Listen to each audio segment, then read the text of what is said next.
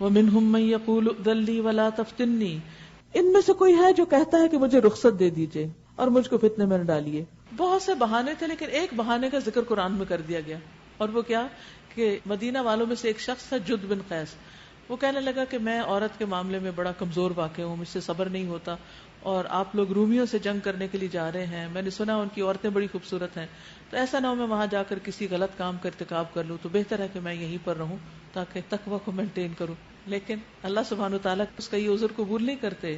الا فی الفتنۃ سقطوا، سن رکھو فتنے میں تو یہ لوگ پڑے ہوئے ہی ہیں، یعنی یہ نام نہاد فتنے سے بچتے ہیں، اصل فتنہ میں تو مبتلا ہو چکے ہیں. یعنی نفاق اور جھوٹ اور ریاکاری کا فتنہ بری طرح ان پہ مسلط ہے. وَإِنَّ جَهَنَّمَ لَمُحِيطَةٌ بِالْكَافِرِينَ، اور جہنم نے ان کافروں کو گھیر رکھا ہے.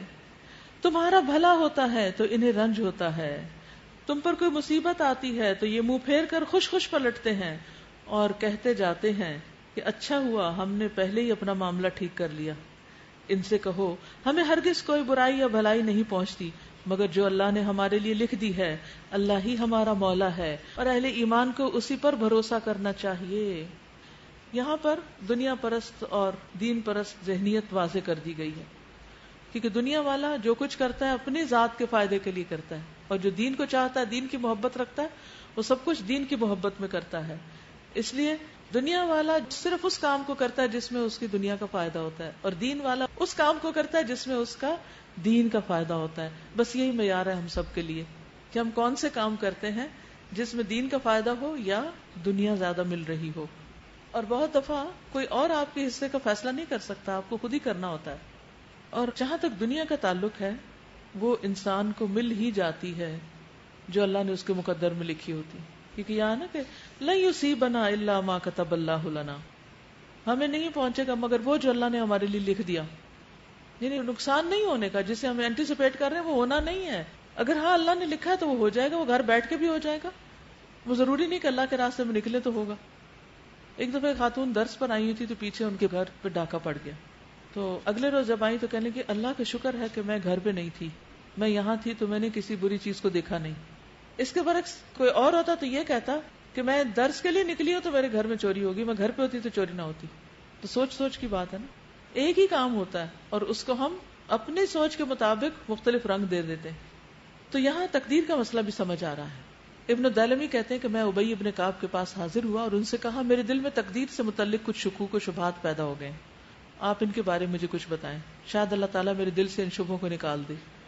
ابی نے فرمایا اگر اللہ آسمان والوں اور زمین والوں کو عذاب دینا چاہے تو دے سکتا ہے، اور وہ ان پہ ظلم کرنے والا نہیں ہوگا. اس کی اپنی مخلوق ہے، جو چاہے کرے.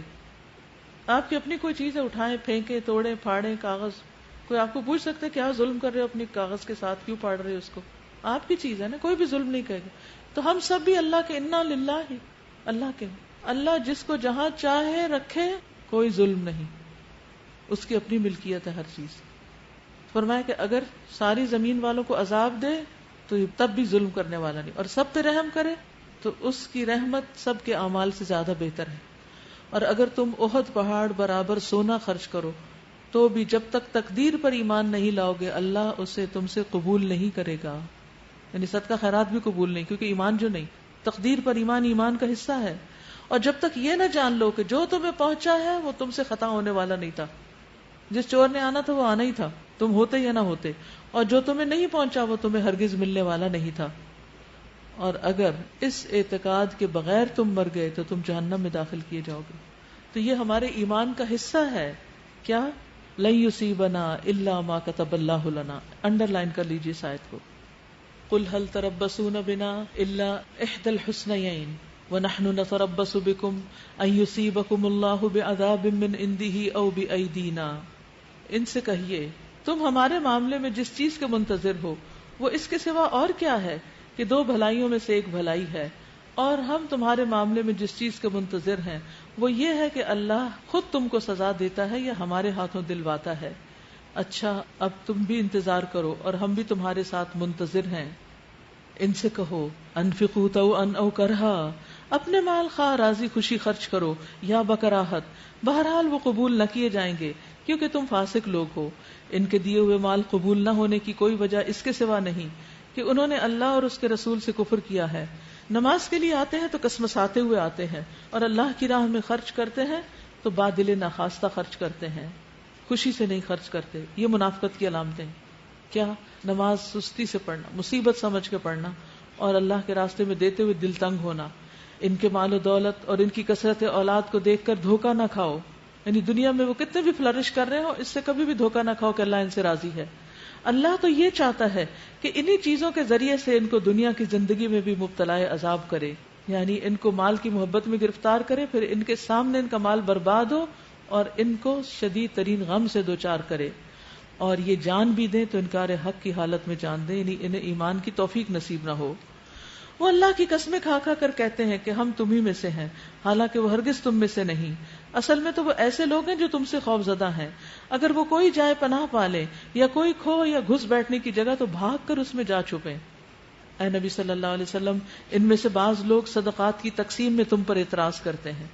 اگر انہیں اس مال میں سے کچھ دے دیا جائے تو خوش ہو جائیں, نہ دیا جائے تو بگڑنے لگتے ہیں. کیونکہ مال کے جو پجاری ہیں, مال کی پرستش کرنے والے, یا مال ہی کے لیے اللہ کی خاطر نکلتے ہیں, درہم و دینار کے بندے ہیں. کس کی طرف اشارہ ہے؟ منافقین کی طرف, کہ وہ اللہ کے راستے میں جان مال لگانے سے بھی کتراتے تھے, چھپتے پھرتے تھے, اور اگر کہیں مجبوراً دینا پڑتا تو مصیبت کے مارے دیتے, اور پھر اگر مال غنیمت ملتا اور انہیں نہ دیا جاتا تو ناراض ہو جاتے. فَإِنْ أُعْطُوا مِنْهَا رَضُوا وَإِنْ لَمْ يُعْطَوْا مِنْهَا اِذَا هُمْ يَسْخَطُونَ. نبی صلی اللہ علیہ وسلم نے فرمایا, دینار اور درہم کا بندہ اور چادر کا بندہ ہلاک ہو جائے, اگر اسے دیا جائے تو خوش, نہ دیا جائے تو ناراض ہو جاتا ہے. ہلاک ہو جائے اور سرنگوں ہو جائے, جب اس کو کانٹا چبھے تو نکالا نہ جائے. یعنی ایسے لوگ کسی ہمدردی کے مستحق نہیں جو اللہ کی راہ میں قربانیاں نہ کریں. یعنی اللہ تعالیٰ ایسی نفرت کرتے ہیں ان لوگوں سے جو اپنے لیے جیتے ہیں, جو صرف دنیاوی فائدوں کے لیے جیتے ہیں اور دین کے راستے میں کچھ نہیں کرنا چاہتے. وَلَوْ أَنَّهُمْ رَضُوا مَا آتَاهُمُ اللَّهُ وَرَسُولُهُ وَقَالُوا حَسْبُنَا اللَّهُ سَيُؤْتِينَا اللَّهُ مِنْ فَضْلِهِ وَرَسُولُهُ إِنَّا إِلَى اللَّهِ رَاغِبُونَ. کیا اچھا ہوتا کہ اللہ اور رسول نے جو کچھ بھی انہیں دیا تھا اس پر وہ راضی رہتے اور کہتے کہ اللہ ہمارے لیے کافی ہے, وہ اپنے فضل سے ہمیں اور بہت کچھ دے گا, اور اس کا رسول بھی ہم پر عنایت فرمائے گا. یعنی زکوٰۃ کے علاوہ جو مال حکومت کے خزانوں میں آئے گا اس سے ہمیں استفادے کا موقع حاصل رہے گا. انما الصدقات للفقراء والمساکین والعاملین علیہا والمؤلفة قلوبهم وفی الرقاب والغارمین وفی سبیل اللہ وابن السبیل فریضۃ من اللہ واللہ علیم حکیم. یہ صدقات تو دراصل فقیروں اور مسکینوں کے لیے ہیں, اور ان لوگوں کے لیے جو صدقات کے کام پر مامور ہوں. زکوٰۃ کی تقسیم کا طریقہ بتایا جا رہا ہے کہ کہاں کہاں زکوٰۃ دی جا سکتی ہے, اور ان لوگوں کے لیے جن کی تالیف قلب مطلوب ہو, نیز یہ گردنوں کے چھڑانے اور قرض داروں کی مدد کرنے میں اور راہ خدا میں اور اللہ کے راستے میں فی سبیل اللہ اور مسافر نوازی میں استعمال کرنے کے لیے ہیں. ایک فریضہ ہے اللہ کی طرف سے, اور اللہ سب کچھ جاننے والا اور دانا اور بینا ہے. تو اس سے یہ پتہ چلتا ہے کہ زکوٰۃ جو ہے وہ فقراء کا حق ہے, اور فقیر کون؟ جس کے پاس کچھ نہ ہو.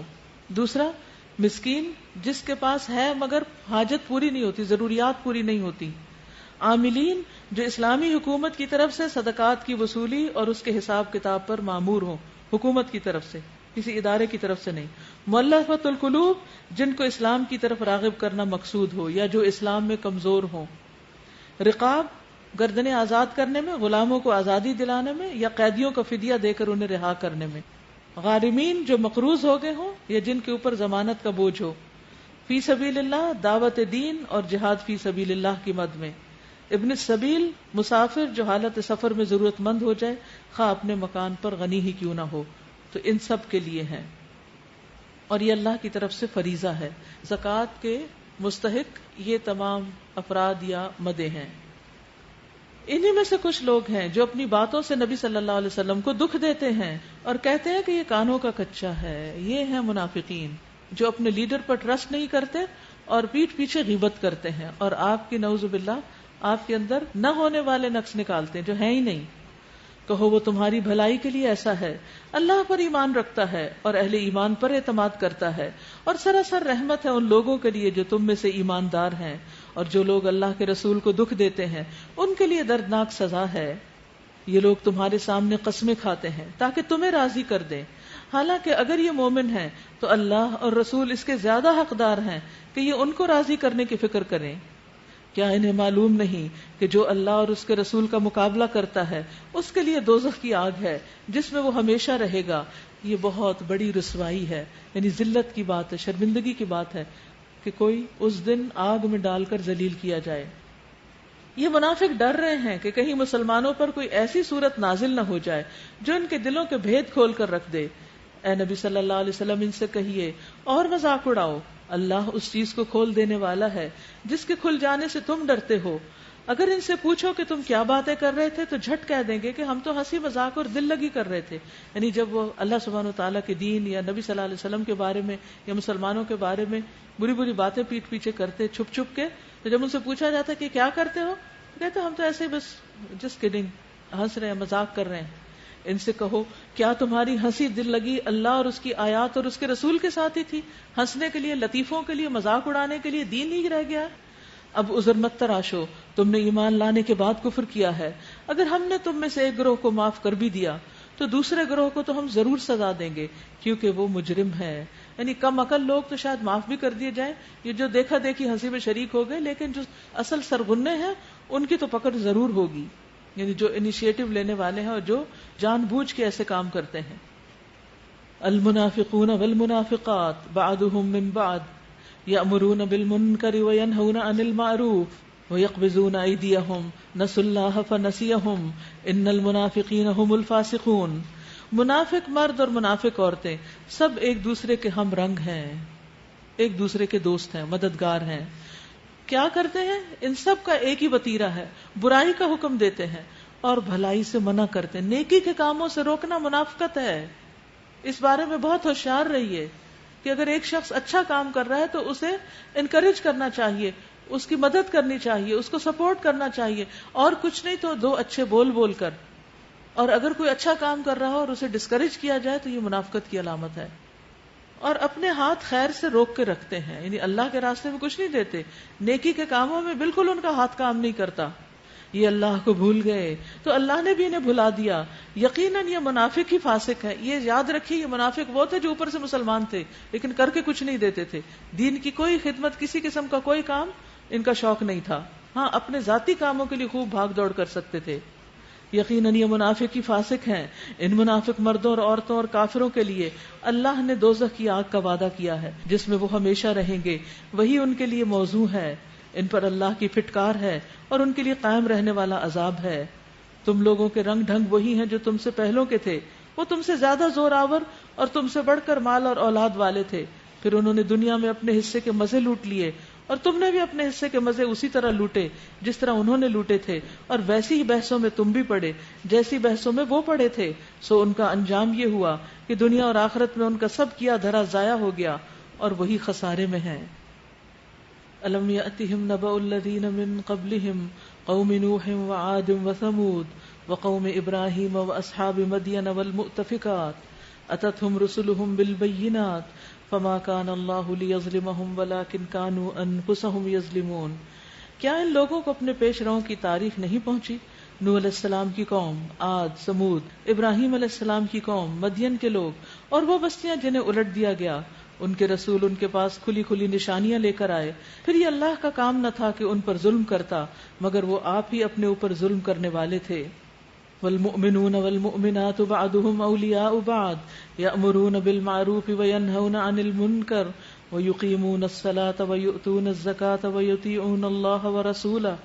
مومن مرد اور مومن عورتیں یہ سب ایک دوسرے کے رفیق ہیں، بھلائی کا حکم دیتے ہیں اور برائی سے روکتے ہیں، نماز قائم کرتے ہیں، زکوٰۃ دیتے ہیں اور اللہ اور اس کے رسول کی اطاعت کرتے ہیں۔ تو مومن کا مومن کے ساتھ جو رشتہ ہے وہ بہت انوکھا ہے۔ آپ صلی اللہ علیہ وسلم نے اس کو ایک عمارت سے تعبیر کیا اور آپ نے اپنی انگلیاں ایک دوسرے کے اندر ڈال کر بتایا کہ کس طرح مومن مومن کو تقویت دیتا ہے، کیونکہ دین کا کام اکیلے نہیں کیا جا سکتا، اس میں ایک دوسرے سے تعاون کی ضرورت رہتی ہے۔ تو آپ صلی اللہ علیہ وسلم نے ان کے باہم رشتے کو بھی بہترین طریقے سے واضح کیا، کیونکہ جہاں باہم اعتماد ہوتا ہے، جہاں باہم محبت ہوتی ہے، جہاں باہم ایک دوسرے کو سپورٹ کرنا ہوتا ہے، جیسے ایک اینٹ کے اوپر اینٹ رکھی جاتی ہے تو وہ دیوار مضبوط ہو جاتی، اور اگر کچھ اینٹیں بیچ میں سے نکال دی جائیں تو دیوار کمزور ہو جاتی اور گرائی جا سکتی ہے. تو اس لیے پیچھے جب اللہ کے راستے میں کام کرنے کی بات کی گئی تو یہاں پر پھر اس کا طریقہ بھی بتا دیا گیا کہ یہ ہوگا کیسے جب لوگ اللہ کا کام کرنے والے اکٹھے مل کر چلیں گے. اور اس میں خاص طور پر پھر اکٹھے ہونے کے بعد نماز قائم کرنا اور زکوٰۃ دینا اور اللہ اور اس کی رسول کی اطاعت کرنا ان کے امتیازی شاعر ہوں گے. اولئک سیرحمہم اللہ، ان لوگوں پر اللہ ان قریب رحم فرمائے گا. ان اللہ عزیز حکیم، بے شک اللہ زبردست ہے، حکمت والا ہے. وعد اللہ المؤمنین والمؤمنات جنات تجری من تحتها الانہار خالدین فیہا ومساکن طیبۃ فی جنات عدن ورضوان من اللہ اکبر ذلک هو الفوز العظیم. یہ وہ لوگ ہیں جن پر اللہ کی رحمت نازل ہو کر رہے گی، یقیناً اللہ سب پر غالب اور حکیم و دانا ہے. ان مومن مردوں اور عورتوں سے اللہ کا وعدہ ہے کہ انہیں ایسے باغ دے گا جن کے نیچے نہریں بہتی ہوں گی اور وہ ان میں ہمیشہ رہیں گے. ان سدا بہار باغوں میں ان کے لیے پاکیزہ قیام گاہیں ہوں گی، اور سب سے بڑھ کر یہ کہ اللہ کی خوشنودی انہیں حاصل ہوگی. یہی بڑی کامیابی ہے. یعنی دنیا میں اگر انسان اللہ کی خاطر محبت کرتا ہے اور اللہ کی خاطر ایک دوسرے سے نیکی کے کاموں میں تعاون کرتا ہے تو اللہ تعالیٰ اس ایمان اور ایمان کے ساتھ جو عمل صالح ہے اس کے صلے میں جو جنت دے گا اس کی ڈسکرپشن بھی بہت خوبصورت ہے. حدیث میں آتا ہے کہ ابن عمر کہتے ہیں کہ رسول اللہ صلی اللہ علیہ وسلم سے پوچھا گیا کہ جنت کس چیز کی بنی ہوئی ہے. آپ نے فرمایا ایک اینٹ سونے کی، ایک اینٹ چاندی کی، اور اس کا سیمنٹ کستوری ہے، اور اس کی مٹی زعفران ہے، اس کے سنگ ریزے موتی اور یاقوت ہے. تو آپ سوچئے کہ پھر کتنی خوبصورت ہوگی. اور ایمان والوں کے گھروں کی خوبصورتی اور وسعت کا تو کیا ہی ٹھکانہ. نبی صلی اللہ علیہ وسلم نے فرمایا جنت میں مومن کے لیے ایک کھوکھلے موتی کا بنا ہوا خیمہ ہوگا، یعنی ایک موتی جو اندر سے خالی ہوگا اس کے اندر اس کا گھر ہوگا جس کی لمبائی 60 میل ہوگی. 60 میل یعنی اتنا وسیع. اور یہ سب سے بڑی کامیابی ہے کہ انسان وہاں کے پائیدار گھروں کا مالک بن جائے جو کبھی بھی ختم نہیں ہوں گے. پھر فرمایا یا ایھا النبی جاہد الکفار والمنافقین واغلظ علیہم، اے نبی صلی اللہ علیہ وسلم کفار اور منافقین دونوں کا پوری قوت سے مقابلہ کیجئے اور ان کے ساتھ سختی سے پیش آئیے، اور آخر کار ان کا ٹھکانہ جہنم ہے اور وہ بدترین جائے قرار ہے. یہ لوگ اللہ کی قسم کھا کھا کر کہتے ہیں کہ ہم نے وہ بات نہیں کہی، حالانکہ انہوں نے ضرور وہ کافرانہ بات کہی ہے. وہ اسلام لانے کے بعد کفر کے مرتکب ہوئے اور انہوں نے وہ کچھ کرنے کا ارادہ کیا جسے کر نہ سکے. یہ ان کا سارا غصہ اسی بات پر ہے کہ اللہ اور اس کے رسول نے اپنے فضل سے ان کو غنی کر دیا. اب اگر یہ اپنی اس روش سے باز آ جائیں تو انہی کے لیے بہتر ہے، اور اگر یہ باز نہ آئے تو اللہ ان کو نہایت دردناک سزا دے گا، دنیا میں بھی اور آخرت میں بھی، اور زمین میں کوئی نہیں جو ان کا حمایتی اور مددگار ہو. ان میں سے بعض ایسے بھی ہیں جنہوں نے اللہ سے عہد کیا تھا کہ اگر اللہ نے اپنے فضل سے ہم کو نوازا تو ہم خیرات کریں گے اور صالح بن کر رہیں گے، مگر جب اللہ نے اپنے فضل سے ان کو دولت مند کر دیا تو وہ بخل پر اتر آئے اور اپنے عہد سے ایسے پھرے کہ انہیں اس کی پرواہ تک نہیں. نتیجہ یہ نکلا کہ ان کی اس بدعہدی کی وجہ سے جو انہوں نے اللہ کے ساتھ کی اور اس جھوٹ کی وجہ سے جو وہ بولتے رہے، اللہ نے ان کے دلوں میں نفاق بٹھا دیا جو اس کے حضور ان کی پیشی کے دن تک ان کا پیچھا نہ چھوڑے گا، یعنی قیامت تک یا مرتے دم تک وہ منافق رہیں گے. کیا یہ لوگ نہیں جانتے کہ اللہ کو ان کے مخفی راز اور ان کی پوشیدہ سرگوشیاں تک معلوم ہیں، اور وہ تمام غیب کی باتوں سے پوری طرح باخبر ہے. وہ خوب جانتا ہے ان کنجوس دولت مندوں کو جو برضا اور رغبت دینے والے اہل ایمان کی مالی قربانیوں پر باتیں چھانٹتے ہیں، اور ان لوگوں کا مذاق اڑاتے ہیں جن کے پاس اللہ کے راہ میں دینے کے لیے اس کے سوا کچھ نہیں ہوتا جو وہ اپنے اوپر مشقت برداشت کر کے دیتے ہیں. جیسے جنگ تبوک میں جانے کے لیے ایک شخص نے رات بھر یہودی کا کنواں چلایا اور جو معاوضہ ملا وہ لا کر پیش کر دیا، تو لوگ مذاق اڑانے لگے منافق کہ اچھا اتنے سامان سے یہ روم فتح کرنے چلے ہیں. اللہ ان مذاق اڑانے والوں کا مذاق اڑاتا ہے اور ان کے لیے دردناک سزا ہے.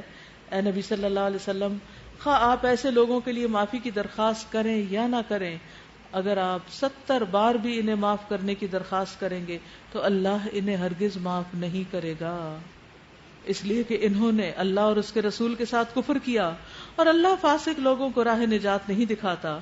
جن لوگوں کو پیچھے رہ جانے کی اجازت دے دی گئی تھی وہ اللہ کے رسول کا ساتھ نہ دینے اور گھر بیٹھے رہنے پر خوش ہوئے، اور انہیں گوارا نہ ہوا کہ اللہ کی راہ میں جان و مال سے جہاد کریں۔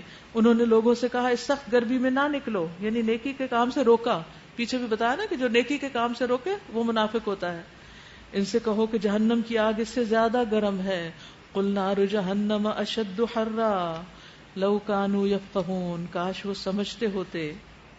حدیث میں آتا ہے تمہاری یہ دنیا کی آگ جہنم کی آگ کا 70واں حصہ ہے، اور سمندر کے پانی سے 2 مرتبہ اس کو ٹھنڈا کیا گیا ہے۔ اگر ایسا نہ ہوتا تو اس میں سے اللہ کسی ایک کا کوئی فائدہ نہ رکھتا، یعنی زندگی قائم نہ رہتی۔ نبی صلی اللہ علیہ وسلم نے فرمایا میں نے آج رات خواب میں دیکھا کہ 2 شخص میرے پاس آئے ہیں، ان دونوں نے مجھے بتایا کہ وہ جو آگ جلا رہا ہے وہ جہنم کا داروغہ ہے، یعنی مسلسل آگ جلاتا چلا جا رہا ہے، آگ کو بھڑکانا اور زیادہ کرنا اس کا کام ہے۔ اور پھر ایک جہنمی کا سانس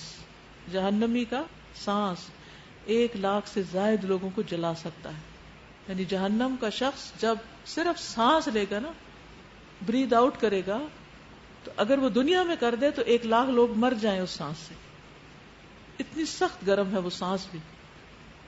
نبی صلی اللہ علیہ وسلم نے فرمایا اگر اس مسجد میں 1,00,000 یا زائد افراد بیٹھے ہوئے ہوں اور ان میں ایک جہنمی آدمی ہو اور وہ سانس لے لے اور ان سب کو اس کی سانس پہنچے تو اس کے اثر سے مسجد تمام لوگوں سمیت جل جائے گی۔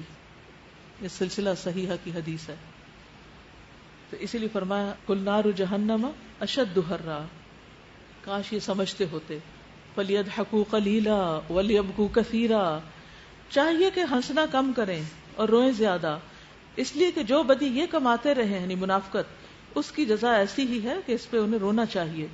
اگر اللہ ان کے درمیان تمہیں واپس لے جائے اور آئندہ ان میں سے کوئی گروہ جہاد کے لیے نکلنے کی تم سے اجازت مانگے تو صاف کہہ دینا اب تم میرے ساتھ ہرگز نہیں چل سکتے اور نہ میری معیت میں تم کسی دشمن سے لڑ سکتے ہو۔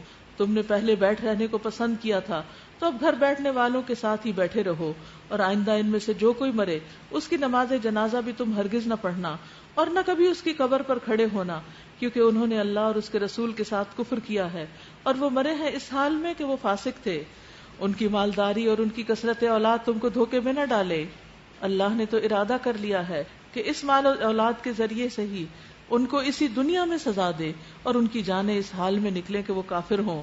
جب کوئی صورت اس مضمون کی نازل ہوئی کہ اللہ کو مانو اور اس کے رسول کے ساتھ مل کر جہاد کرو، تو تم نے دیکھا کہ جو لوگ ان میں سے صاحب مقدرت تھے یعنی جن کی طاقت تھی وہی تم سے درخواست کرنے لگے کہ انہیں جہاد کی شرکت سے معاف رکھا جائے۔ انہوں نے کہا ہمیں چھوڑ دیجئے کہ ہم بیٹھنے والوں کے ساتھ رہیں۔ ان لوگوں نے گھر بیٹھنے والیوں میں شامل ہونا پسند کیا اور ان کے دلوں پہ ٹھپا لگا دیا گیا۔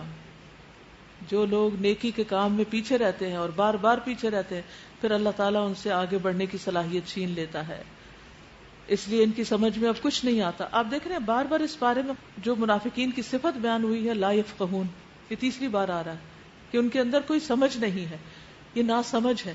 اور سورۃ البقرہ کے شروع میں بھی منافقین کے بارے میں کیا کہا گیا تھا کہ یہ بے وقوف ہیں، لا یعلمون لا یشعرون ما یشعرون۔ تو لا شعوری جو ہے یا ناسمجھی جو ہے وہ معمولی بات نہیں ہے، انسان کو ناسمجھی سے باہر نکلنا چاہیے اور دین کے معاملے میں اپنی سمجھ بوجھ کو اور بڑھانا چاہیے۔ بخلاف اس کے رسول نے اور جن لوگوں نے جو رسول کے ساتھ ایمان لائے تھے اپنی جان و مال سے جہاد کیا، اور اب ساری بھلائیاں انہی کے لیے ہیں اور وہی فلاح پانے والے ہیں۔ اللہ نے ان کے لیے ایسے باغ تیار کر رکھے ہیں جن کے نیچے نہریں بہ رہی ہیں، ان میں وہ ہمیشہ رہیں گے۔ یہ ہے عظیم الشان کامیابی۔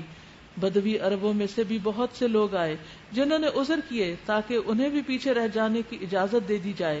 اس طرح بیٹھ رہے وہ لوگ جنہوں نے اللہ اور اس کے رسول سے ایمان کا جھوٹا عہد کیا تھا، یعنی زبان سے کہا لا الہ الا اللہ محمد الرسول اللہ، لیکن جب عمل کی باری آئی تو کھوٹے سکے ثابت ہوئے۔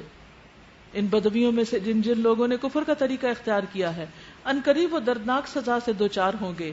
ضعیف اور بیمار لوگ اور وہ لوگ جو شرکت جہاد کے لیے راہ نہیں پاتے اگر پیچھے رہ جائیں تو کوئی حرج نہیں، جبکہ وہ خلوص دل کے ساتھ اللہ اور اس کے رسول کے وفادار ہوں۔ ایسے محسنین پر اعتراض کی کوئی گنجائش نہیں، اللہ درگزر کرنے والا اور رحم فرمانے والا ہے۔ اسی طرح ان لوگوں پر بھی اعتراض کا کوئی موقع نہیں ہے جنہوں نے خود آ کر تم سے درخواست کی تھی کہ ہمارے لیے سواریاں بہم پہنچائی جائیں، اور جب تم نے کہا کہ میں تمہارے لیے سواریوں کا انتظام نہیں کر سکتا تو وہ مجبوراً واپس گئے، اور حال یہ تھا کہ ان کی آنکھوں سے آنسو جاری تھے، اور انہیں اس بات کا بڑا رنج تھا کہ وہ اپنے خرچ پر شریک جہاد ہونے کی طاقت نہیں رکھتے۔ البتہ اعتراض ان لوگوں پر ہے جو مالدار ہیں اور پھر بھی تم سے درخواستیں کرتے ہیں کہ انہیں شرکت جہاد سے معاف رکھا جائے۔ انہوں نے گھر بیٹھنے والیوں میں شامل ہونا پسند کیا، اور اللہ نے ان کے دلوں پہ ٹھپا لگا دیا، اس لیے اب یہ کچھ نہیں جانتے، انہیں کچھ سمجھ نہیں کہ کل ان کا کیا انجام ہونے والا ہے۔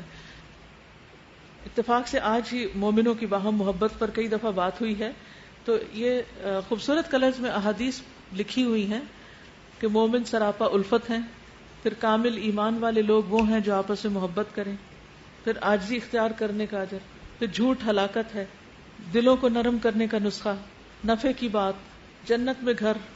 یہ مسجد کے بارے میں، جس نے اللہ کے لیے قطعات چھوٹے سے پرندے کے گھونسلے جتنی بھی یہ اس سے بھی چھوٹی مسجد بنائی، اللہ تعالیٰ اس کے لیے جنت میں گھر تیار کرے گا۔ پھر دوہرا اجر، پھر امیری کیا ہے، پھر سلامتی کے ساتھ جنت میں کیسے داخل ہو سکتے ہیں۔ تو یہ مختلف احادیث ہیں، ان کو چھاپنے کا مقصد کیا ہے کہ لوگوں میں علم کو عام کیا جائے، یہ بھی ایک جہاد ہے۔ اب آپ کیا کر سکتے ہیں؟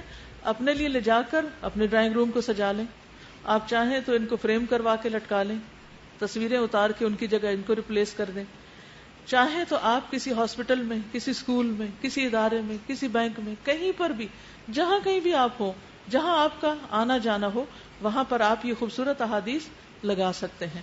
اس سے کیا ہوگا؟ خصوصاً لوگوں کے انتظار کی جگہوں پر تو انشاءاللہ ان کو اگر آپ خود نہیں لگا سکتے، اسپانسر کر کے دوسروں کے ذریعے جو لگوا سکتے ہیں، جو لگانے والے ہیں وہ بھی اگر اپنے نام دے دیں، اور جو لگوانا چاہتے ہیں اپنے صدقہ جاریہ کے لیے وہ بھی نام دے دیں، تو انشاءاللہ جتنے لوگ اس کو پڑھ کر عمل کریں گے ان سب کا اجر آپ کو ملے گا۔ اور اگر نہیں بھی عمل کریں گے تو ہمارا جو فریضہ ہے نا نیکی کو پھیلانے کا، یا امرون بالمعروف و ینہون عن المنکر، وہ کم از کم ادا ہوگا۔ اسی طرح یہ ایک چھوٹی سی بکلیٹ بچوں کے لیے تیار کی گئی ہے، مائی پریئر ٹری۔ اس میں ہر مہینے کے لیے ایک درخت بنایا گیا ہے، اور درخت کے 4 ٹہنیاں ہیں جن پہ پتے لگے ہوئے ہیں، ہر پتا ایک نماز کو ریفلیکٹ کرتا ہے۔ تو آپ بچوں کے ساتھ ان نمازوں کو جو وہ پڑھ لیں اس کے کلر کرتے جائیں، اور نیچے نماز سے متعلق احادیث بھی دی ہوئی ہیں۔ تو یہ بچوں کے لیے ایک اچھا گفٹ ہے، بڑے بھی اپنا حساب رکھنے کے لیے جن کو ابھی تک نمازیں پڑھنے کی عادت نہیں پڑی وہ بھی اس کو استعمال کر سکتے ہیں۔ تو یہ 12 منتھس کے لیے۔ اسی طرح سیو واٹر، پانی بچانے کے لیے ایک پمفلٹ ہے، کیونکہ پانی کا ضیاع بہت ہوتا ہے اور یہ اللہ کی نعمتوں کی ناقدری ہے۔ تو اللہ تعالی ہمیں عمل کی توفیق عطا فرمائے۔ وآخر دعوانا ان الحمد للہ رب العالمین۔ سبحانک اللہم وبحمدک، اشہد ان لا الہ الا انت، استغفرک واتوب الیک۔ السلام علیکم ورحمۃ اللہ وبرکاتہ۔